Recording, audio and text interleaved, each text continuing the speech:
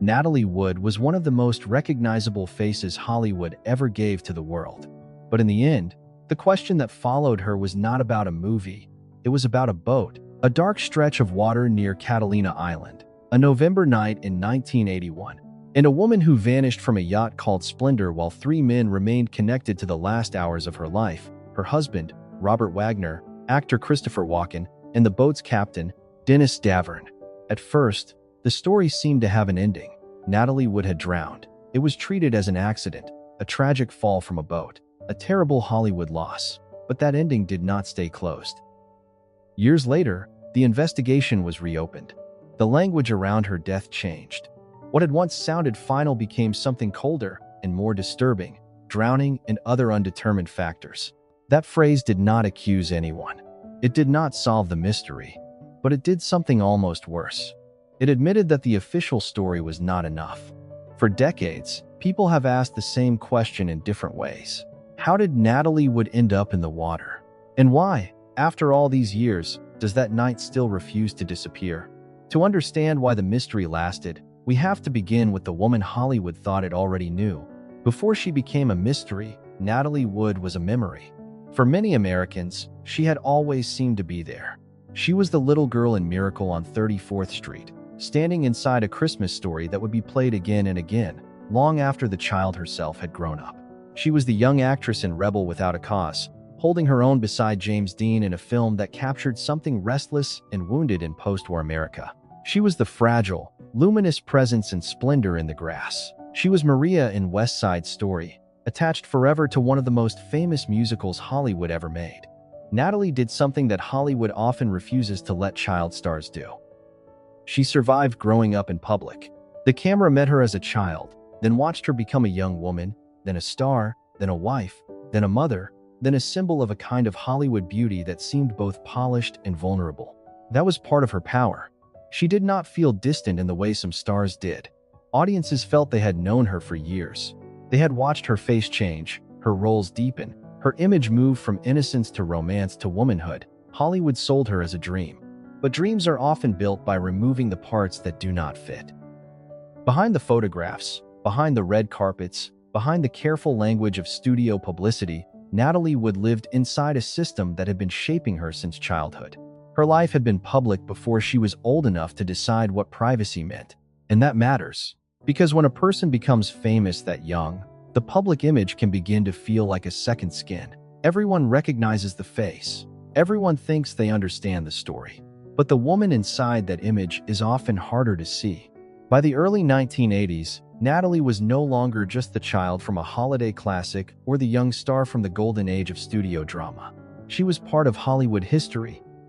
Her name carried glamour, nostalgia, and emotional weight.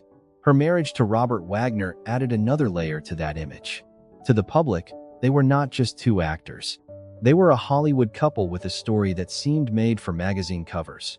Beautiful, famous, familiar, and already wrapped in the kind of romance audiences wanted to believe in. That is what made the ending so hard to absorb. Because the woman who disappeared from Splendour was not an unknown figure in a police report. She was someone the public thought it had watched for a lifetime. And when a familiar face vanishes into dark water, the shock is not only that she died. The shock is that the world suddenly realizes it may not have known her life as well as it thought. Natalie Wood's story was not built around one sudden fall. It was built slowly. By the time she was old enough to understand fame, fame had already become part of her life. Hollywood had not discovered her as an adult with a private self already formed. It had found her as a child, shaped her image, photographed her growth, and taught audiences to feel a kind of ownership over her face. That kind of fame can look gentle from the outside. It can look like applause. It can look like opportunity. But it also creates a strange pressure.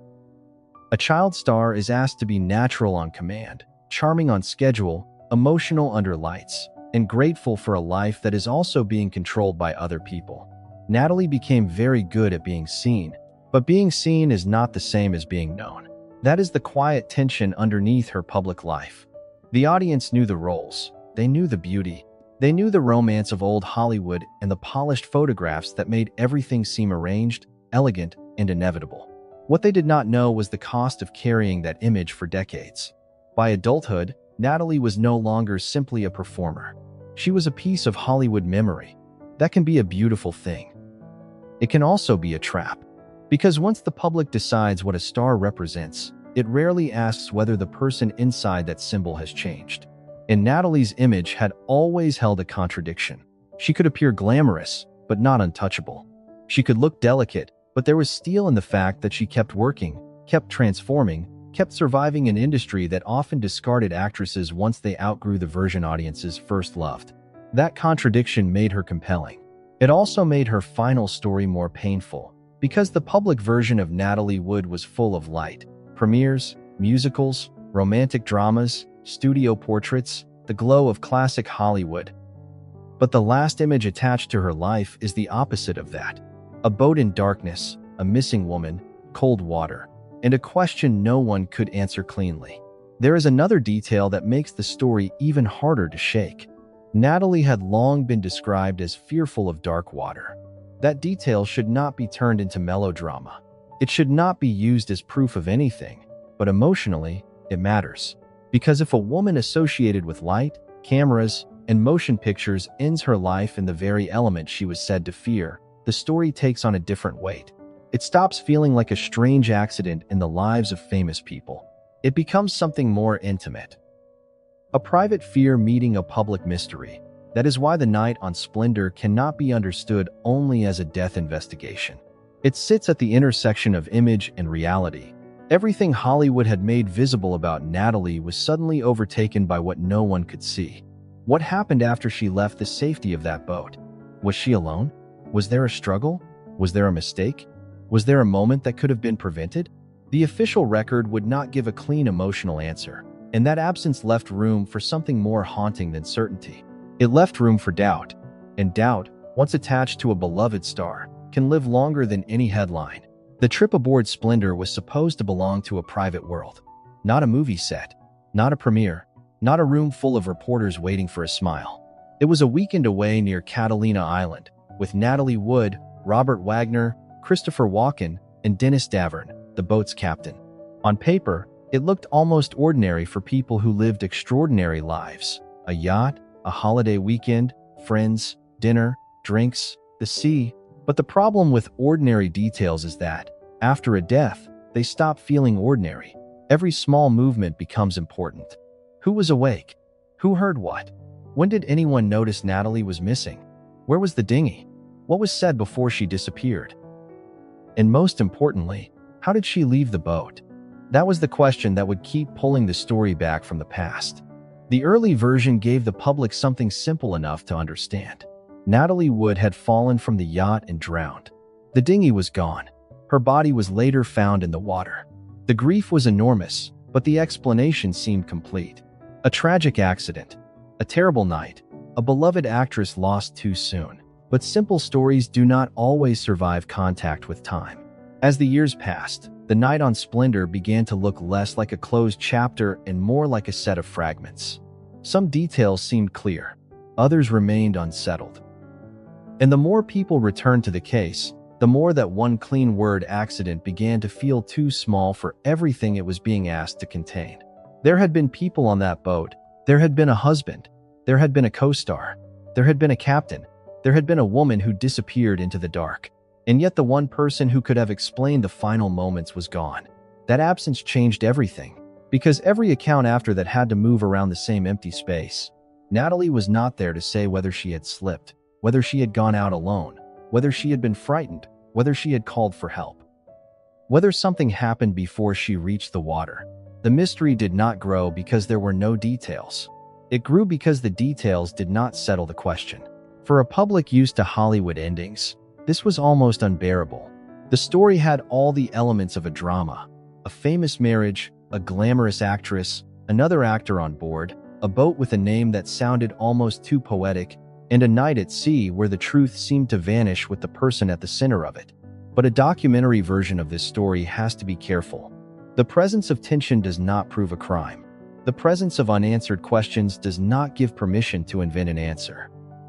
What it does prove is that the official simplicity of the first explanation could not hold the emotional weight of what followed. That is where the case began to change shape, not in one explosive revelation, Not in a courtroom confession, not in a single piece of evidence that solved everything.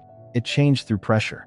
Pressure from questions. Pressure from people who believed the case had moved too quickly. Pressure from details that did not sit comfortably inside the original conclusion.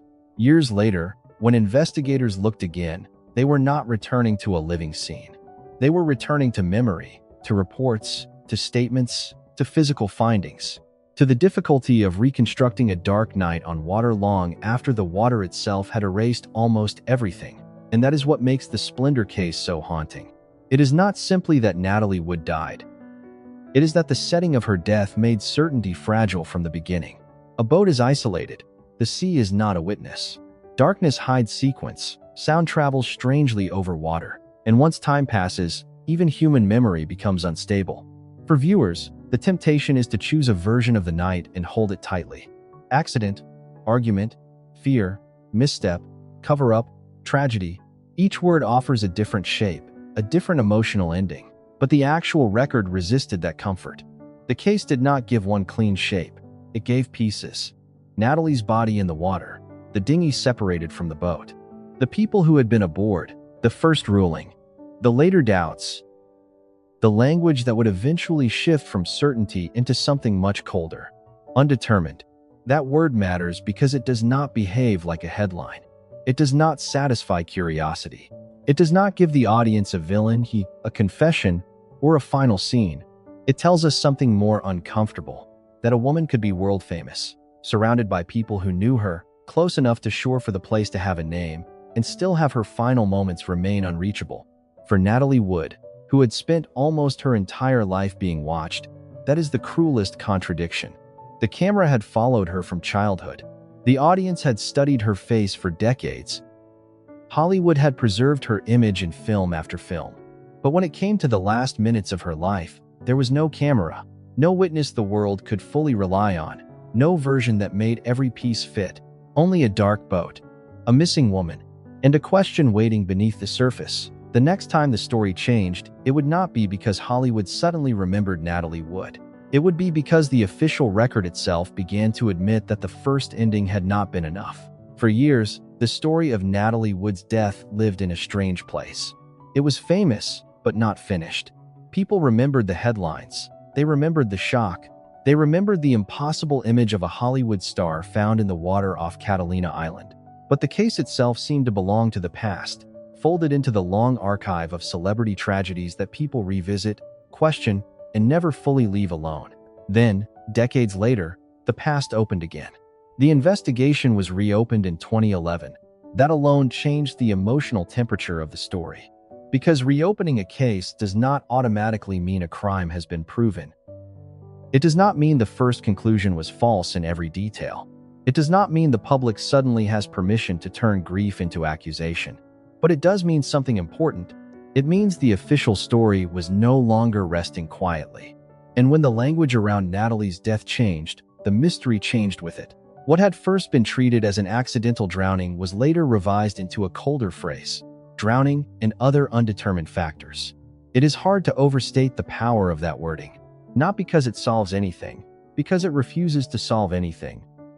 It takes the cleanest version of the story: a woman falls, a woman drowns, a tragedy ends, and it places a crack through the middle of it. Other undetermined factors. Those words are not dramatic in the way a headline is dramatic. They are not loud. They do not scream. They do not point across a courtroom. But they carry a quiet force because they come from the world of records, reports, and official language. They suggest that something about the death could not be neatly contained. And for Natalie Wood, that meant the final chapter of her life was no longer simply tragic. It was unresolved. Part of the renewed attention centered on the physical findings. Reports described bruises and marks that raised questions about whether everything could be explained by a simple fall into the water. Those details have to be handled carefully. A bruise is not a confession. A mark is not a verdict. A question is not proof. But questions matter, especially when the original story depends on everything being simple. If Natalie slipped, why did later examiners and investigators remain uneasy with the full picture? If the drowning was purely accidental, why did the language become less certain over time? And if the official record could not say exactly how she entered the water, then what? exactly, had the public accepted all those years? This is where the case becomes more painful than a typical Hollywood mystery, because the deeper one looks, the less satisfying the available answers become. There was no single piece that made every other piece fall into place. There was no final image, no clear witness account that could carry the whole night, no evidence strong enough to close the emotional distance between the boat and the water. There were statements, there were memories, there were reports, there were people who had been on Splendour and people who later questioned what they had been told. And at the center of all of it was Natalie, not as a symbol, not as a headline, but as the person whose final moments had become dependent on everyone else's version of events. That is a devastating position for any person to occupy after death. To have the last minutes of your life argued through other people's words. To have your fear, your movement, your possible choices, your possible terror, reconstructed by people who were not inside your body, not inside your mind, not inside the water with you. For an actress, the irony is almost unbearable. Natalie Wood had spent a lifetime performing scenes written by others, but the last scene attached to her name would also be told by others, and none of them could give the world a version complete enough to end the questions. The renewed investigation also brought Robert Wagner back into the center of public attention. This was unavoidable. He had been Natalie's husband. He had been on the yacht. He was part of the last known private world around her.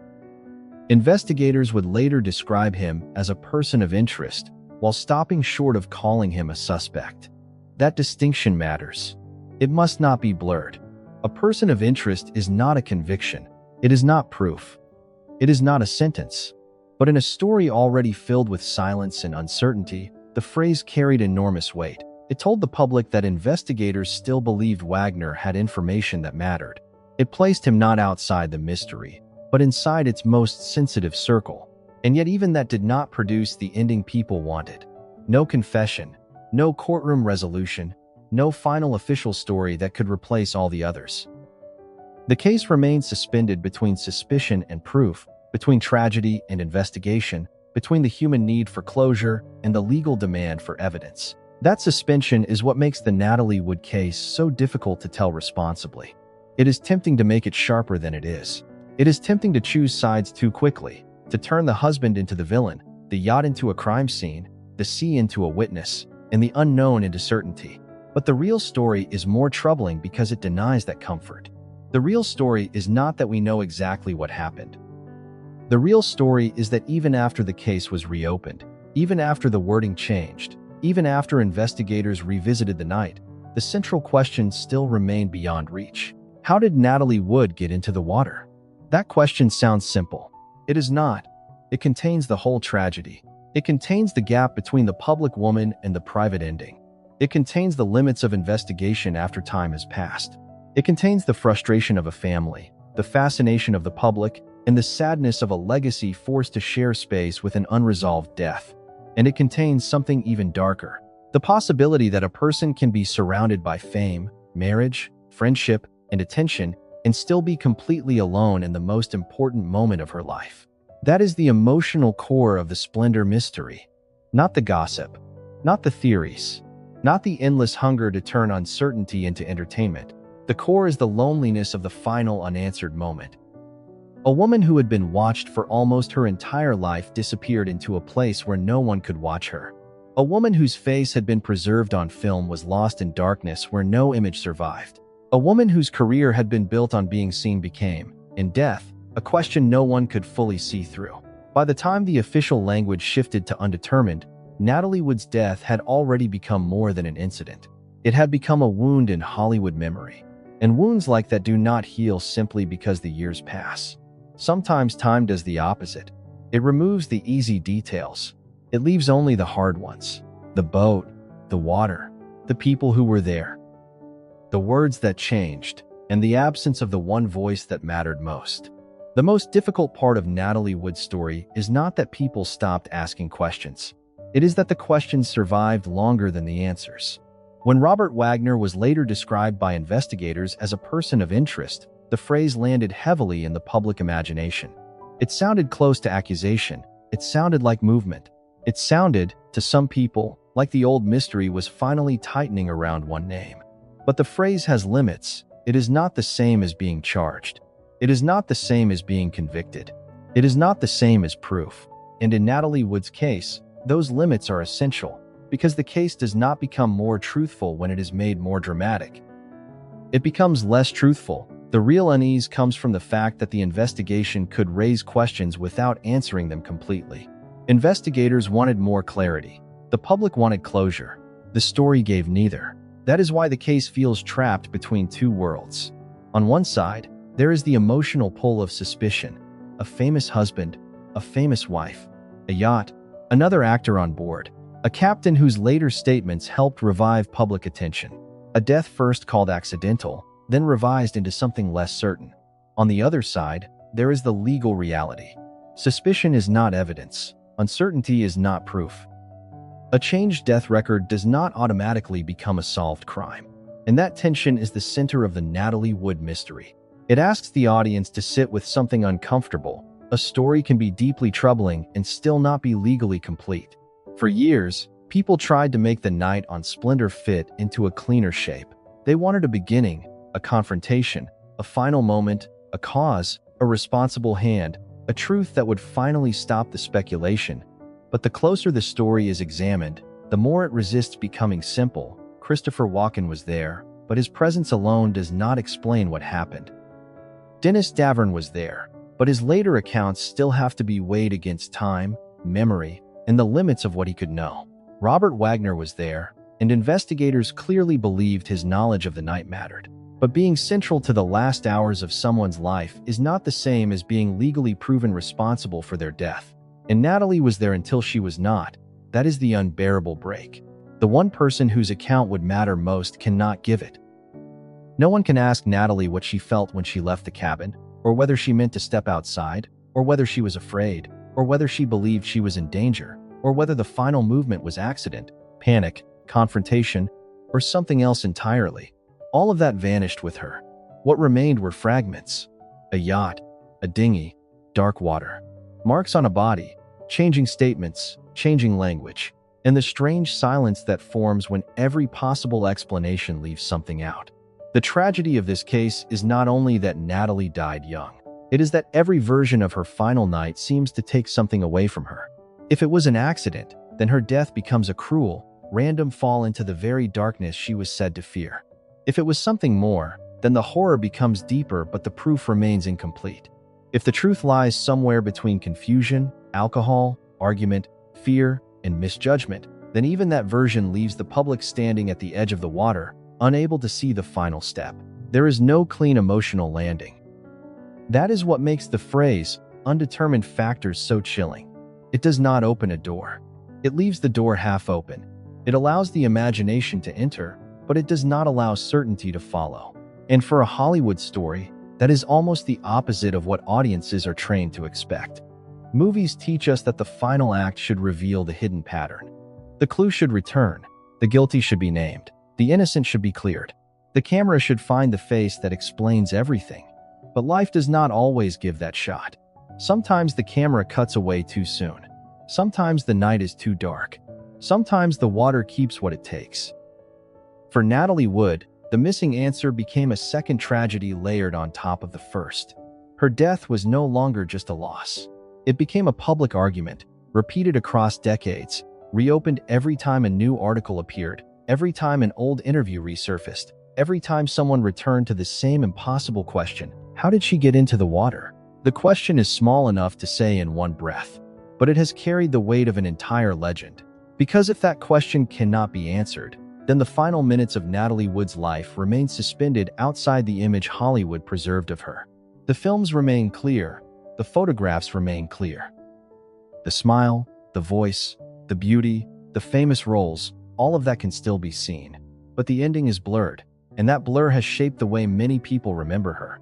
This is the emotional injustice at the heart of the story. Natalie Wood spent her life proving she was more than an image made by other people. More than a child star, more than a studio face, more than a beautiful woman in famous films.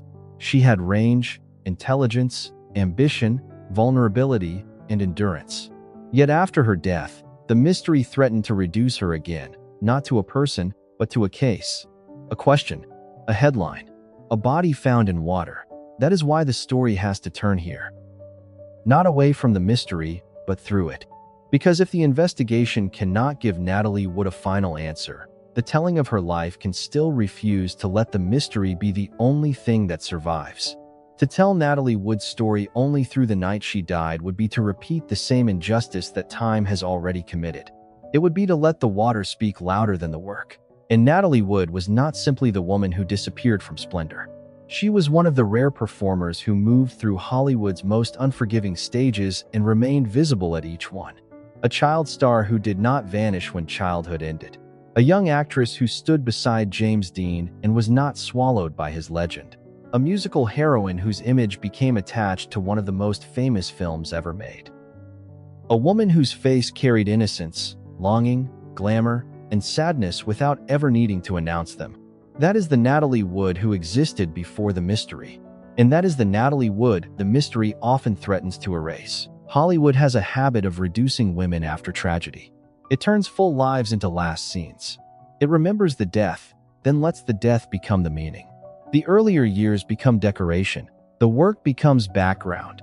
The person becomes evidence. With Natalie, that danger is especially strong because the ending is so unresolved.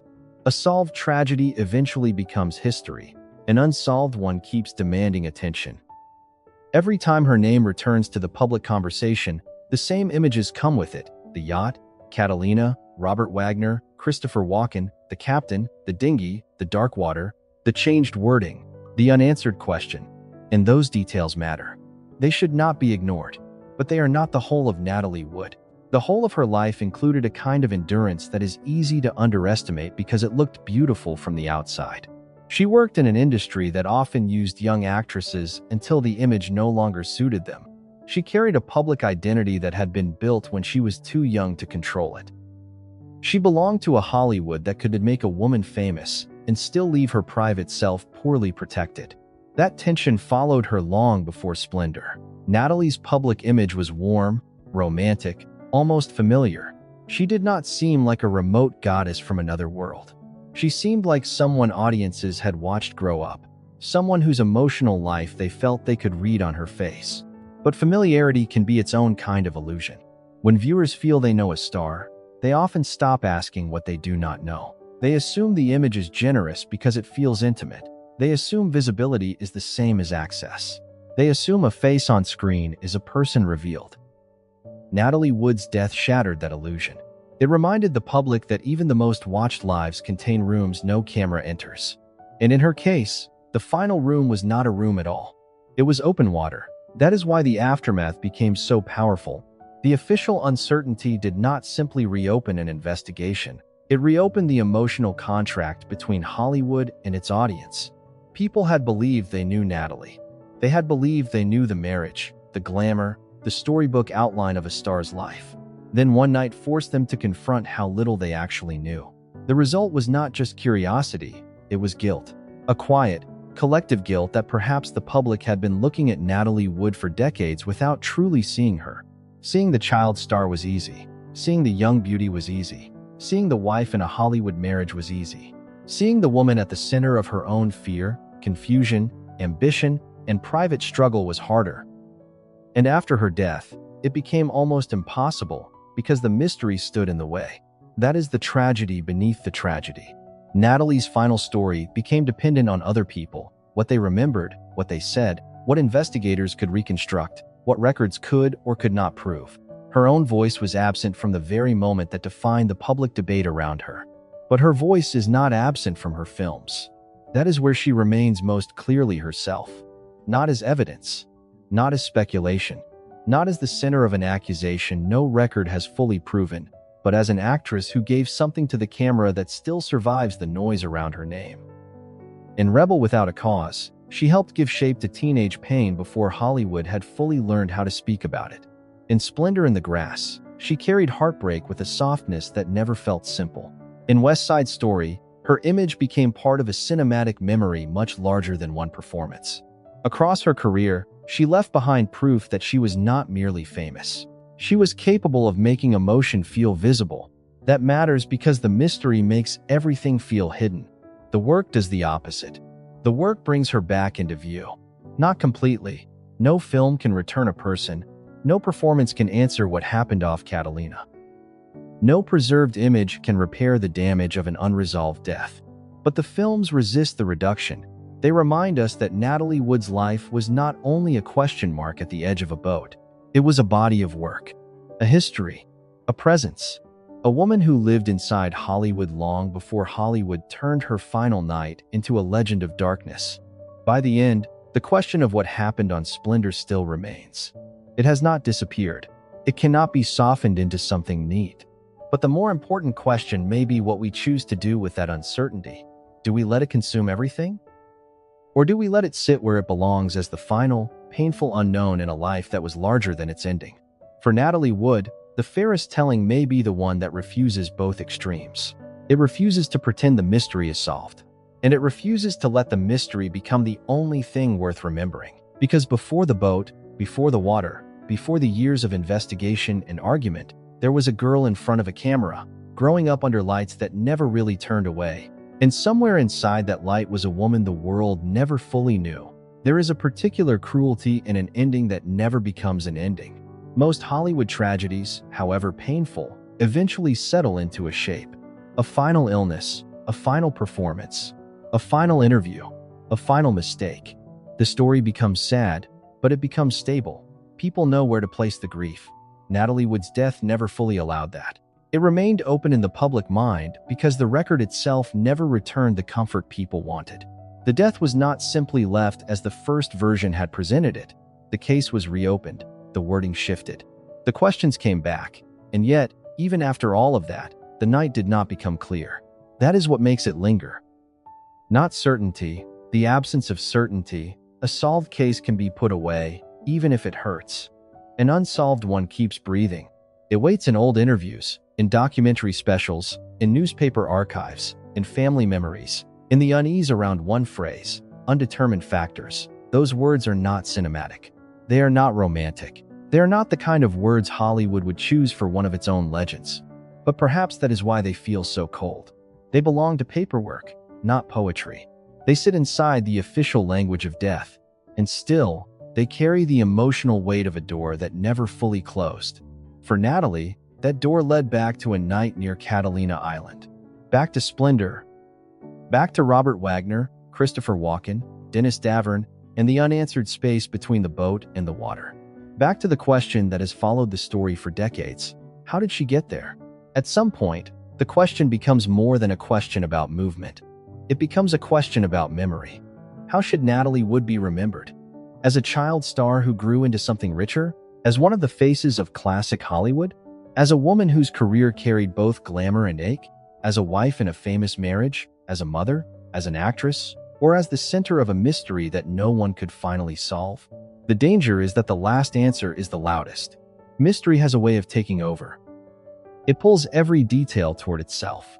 It makes every photograph look like a clue. It turns every smile into foreshadowing. It takes a human life and rearranges it around the final scene.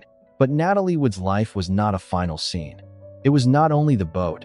It was not only the water. It was not only the revised record, the reopened investigation, or the decades of suspicion. Before all of that, there was work. There was a girl learning how to survive under the studio lights. There was a young actress making pain feel visible on screen. There was a woman whose beauty never fully hid the vulnerability underneath it.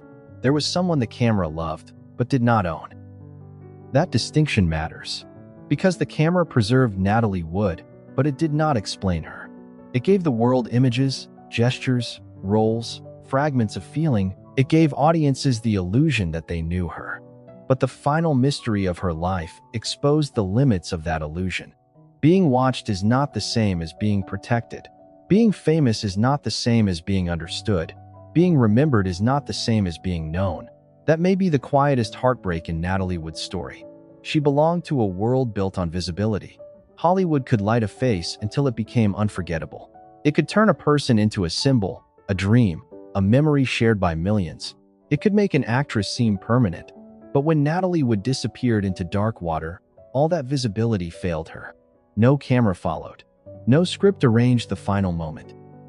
No ending arrived with music, explanation, or justice. Only water, only absence. Only the long work of other people trying to reconstruct what she could no longer tell. And maybe that is why the story still unsettles people after so many years. Not because every viewer believes the same theory, not because the case offers a clean answer, but because it reveals something Hollywood usually tries to hide. That behind every legend is a person, and behind every image is a life that can vanish beyond the reach of the camera. Natalie Wood remains in her films. She remains in the faces of people who grew up watching her. She remains in the history of a town that gave her fame early, beauty constantly, and peace only rarely. But she also remains in that unresolved space off Catalina Island, a woman remembered in light, a death surrounded by darkness, a story that asked for truth, but receives only fragments. In the end, perhaps the most honest way to speak about Natalie Wood is not to pretend we can solve what the record could not. It is to hold both truths at once. She was more than her mystery, and the mystery still matters. Because somewhere between those two truths is the real tragedy, a Hollywood legend whose life was seen by millions, but whose final moments were lost where no one could follow.